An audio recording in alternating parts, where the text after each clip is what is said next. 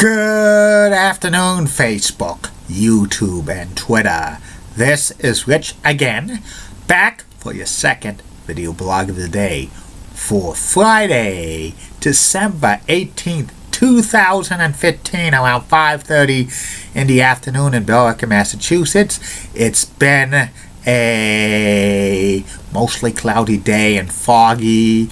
Highs around 52 or so. Tonight's going to be cold, and tomorrow on Sunday around 40 and seasonable temperatures. But next week, warm again. Rainstorm on Thursday, Christmas Eve, 60s, and could be flirting with 70 on Christmas Day. Unbelievable.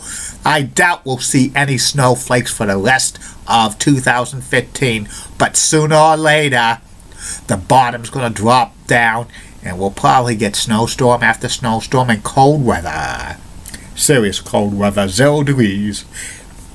Some news to report. Former NFL running back Clinton Portis is in serious debt. He owes over $5 million. That's not good.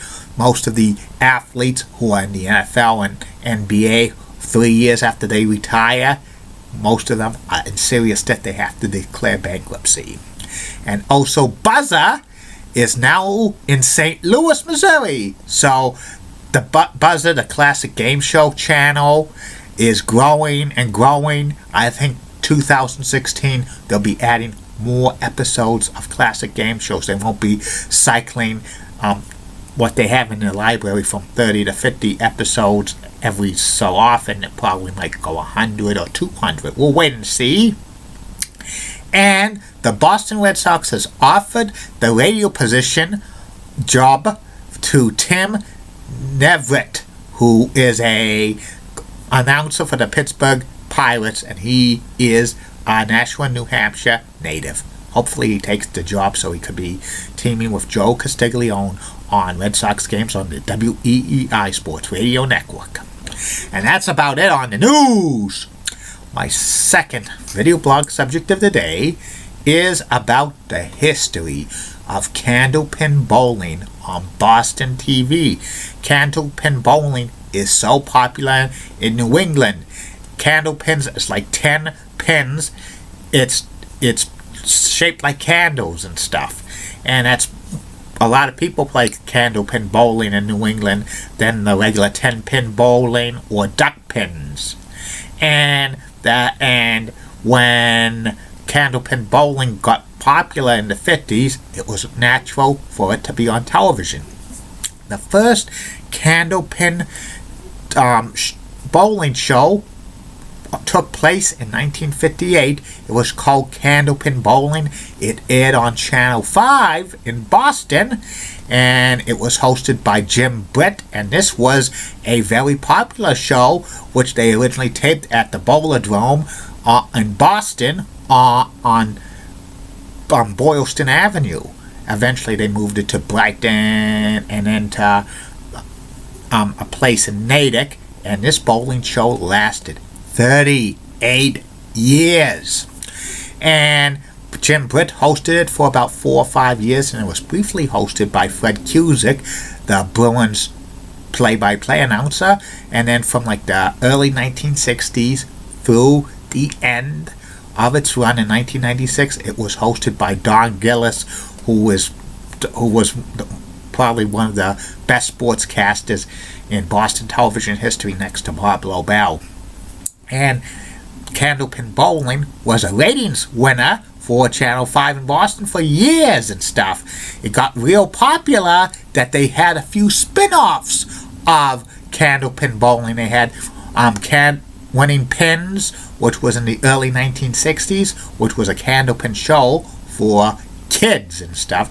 And also in around 1972, they had Candlepin Super Bowl, which was a spin-off of Candlepin Bowling, and it was like mixed teams together, a man and a woman, and that was rebranded around 1982 called Candlepin Doubles, and it was both of them on WCVB Channel 5. Candlepin Super Bowl was hosted by Bill O'Connell for the entire run, and then when it was rebranded as Candlepin's Doubles, it was hosted at first by Brian Leary, and then Ed Harding. That Candlepin Doubles lasted into 1991.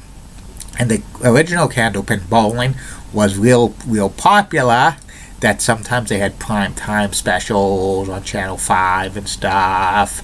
And also it actually had the theme song, which was the Hustle by Van McCoy, which was about 7-8 years.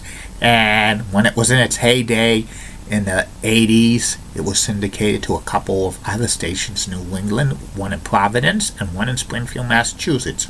But by 1995, Candlepin Bowling ratings on WCVB Channel 5 were starting to decline and stuff, and Channel 5 decided to discontinue running Candlepin Bowling because it was cost prohibitive for them, plus they wanted to run paid programming and stuff. So in 1996, WCVB discontinued the bowling show, and that was very, very sad. And there have been other bowling shows, Candlepin bowling shows, on Boston television. Probably the second best known one was Candlepin for Catch, which aired on Channel 7 for about 7 years, and then it aired on XNE Channel 25 for 3 years. Candlepins for Catch was like the local version of the Bowling for Dollars series, which was a nationwide series which local markets had.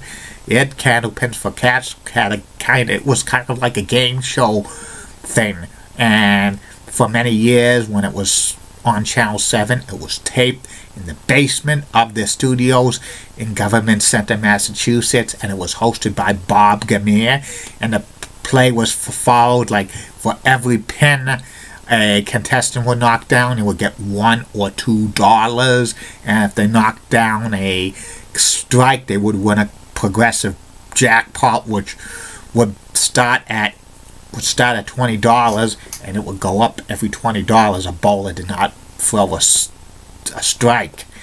And Bob Gamere would always say, "Watch it go or watch it grow." And when it moved to WXNE Channel 25 in 1980, Bob Gamere followed it, and he hosted it for a few years, and it was taped at the old Warlex in Waltham, Massachusetts. Followed the same format, plus they had pen pals where viewers could send in postcards, and every time a bowler would pick a pen pal, they would win money as well. And Bob Gamere left the show in 1982. He was replaced by former Red Sox shortstop Rico Petrocelli, but the show faded by 1983. The next Candlepin series that was real popular in Boston television was on Candlepin Stars and Stripes, which aired on WNDS TV 50 from 1983 through 2005, and it was hosted by Doug Brown and later on by Dick Lux. It was shown Saturdays at noontime for many years on WNDS, and they taped it in Windham, New Hampshire, and then eventually taped it in Nashua, New Hampshire. It got very popular that they had a few spin-offs, including Candlepin's Skins and stuff, and that lasted a few years, but it was canceled in 2005 when WNDS became My TV New England, and it was supposed to be brought back, but it never did bring back. Plus, they had other bowling shows on Boston television, like Bay State Bowling, hosted by Bob Boyce, which lasted about 12 years on TV 27 WSMW from 1970 to 1982. They taped it in central Massachusetts. Also, Nesson had a show called Big Shot Bowling for about 6 years from 1985 through 1991, which Bob Royce also hosted as well. And in 2001, Candlepin Bowling had a show on AT&T3 and then CN8 and then Comcast Sports New England, which lasted from like 9 years. It was the Candlepins Challenge. It was hosted by John Hoyt, and they taped it at Bowlerdrome in Woburn, Massachusetts, and this was a challenge bowling tournament, and it was a series each season. The bowlers would be in a tournament, and the winning bowler would get $30,000. It was discontinued in 2009 due to ratings and also lack of sponsorship, which was sad because, you know, Candlepin bowling is real popular in New England. And in 2006, CW56 brought back bowling on the air. It was called Candlepins for Dollars. It was kind of a variation of Candlepins for Cash. It was hosted by Frank Marico, but it only lasted about 8 months before CW56 changed ownerships, and the producers were going to bring it to another television station in the Boston area, but it never came to be and stuff like that. And from time to time, Nesson has like Candlepin's Next Generation, which is on infrequently, and it's mainly a Candlepin tournament just for kids and stuff like that. I wish they would have some television station in Boston bring back the Candlepin's bowling show, because it could be a ratings hit for a television station in Boston. But I think a reason why they don't want to put like Candlepin bowling on in Boston, because many Boston television stations do not want to really produce local programming besides news and stuff, because they think many of local programming besides news would not draw, plus they would be afraid to lose money. But Candlepin bowling's really popular in New England, and if you get to people to watch it, you could have more and more people bowling stuff. So we'll wait and see if they'll ever have another Candlepin bowling show in New England or on Boston television. Right now, I think it's probably not going to happen anytime soon, but you never know. And that's about it on this.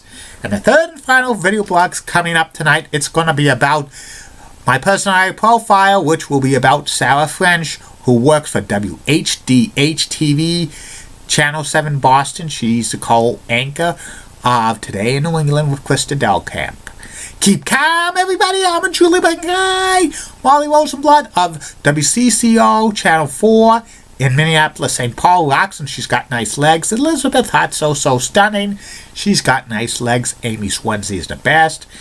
Barbara Gibbs of ABC 11 has a cute southern accent, and she's got nice legs. Julie Donaldson rocks. Michelle Beto of ESPN Sports Nation's the best. And in the words of Dr. Thomas Sharkey, this action will not be tolerated at BMHS. See you later, Facebook, YouTube, and Twitter. Bye now.